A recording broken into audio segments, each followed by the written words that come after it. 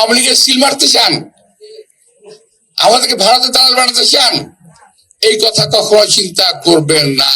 যারা আছেন এখানে আমাদের রিজভি সহ, রিজভি তো পঙ্গুই হয়ে গেছে, আপনারা দেখছেন, ওকে অকালে মৃত্যু হয়ে গেছে যে ছেলেটা। তো এবং আমরা আমার নিজের পরিবারের কথা যদি আমি বলি, আমার বিরুদ্ধে যে আমার জেল হয়েছে 11 বছর, আমার স্ত্রীর জেল হয়েছে 16 বছর, আমার ছোট ভাই 8 বছর জেল হয়েছে, 17 বছর প্রবাসী থেকে আজকে বাংলাদেশে ফিরত আসতে পেরেছে, আলহামদুলিল্লাহ। প্রিয় ভাইরা, এই নিপীড়ন শুধু আমার পরিবার নয়, বাংলাদেশের প্রতিটি বিএনপির নেতা কর্মীর উপরে নিপীড়ন গিয়েছে, প্রতিটি নেতা কর্মীর উপরে নিপীড়ন গিয়েছে। আজকে আমাদেরকে ঠেলে দিয়ে যাচ্ছেন অন্য শিবিরে, উদ্দেশ্যটা কি?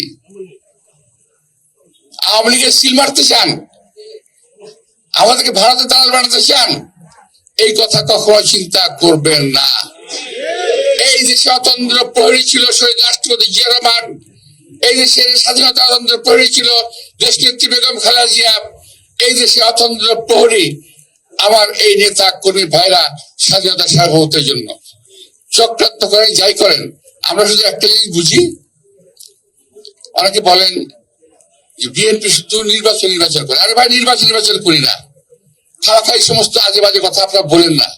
আর কিছু কিছু আছে আমার ইউটিউবার ব্লগার ভাইরা বিদেশ থেকে দেশ পরিচালনা করার চেষ্টা করেন।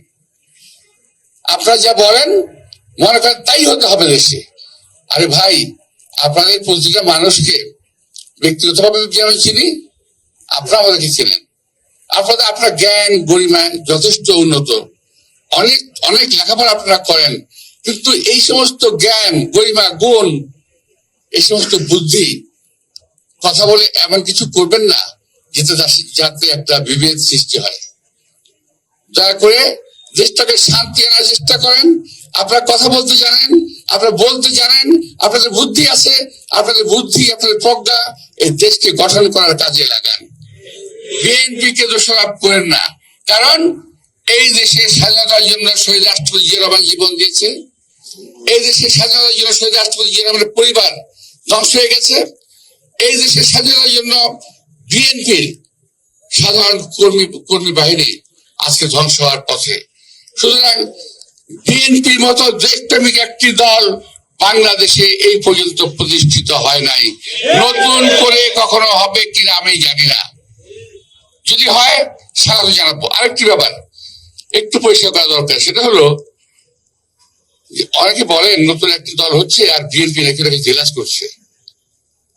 এই কথা যারা বলেন তারা জাতির শত্রু। দল হবে, নতুন দল হবে কিংবা হবে না, যারা করবে তাদের উপর নির্ভর করে। দল ঘোষণা হওয়ার পরে বিএনপির ভূমিকা কি থাকে সেটা দেখবেন।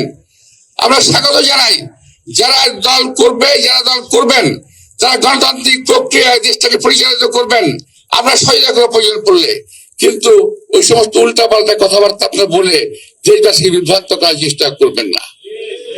গণতান্ত্রিক দল, আমরা গণতন্ত্রের কথা বলেছি, 17 বছর রাজপথে লড়াই করেছি।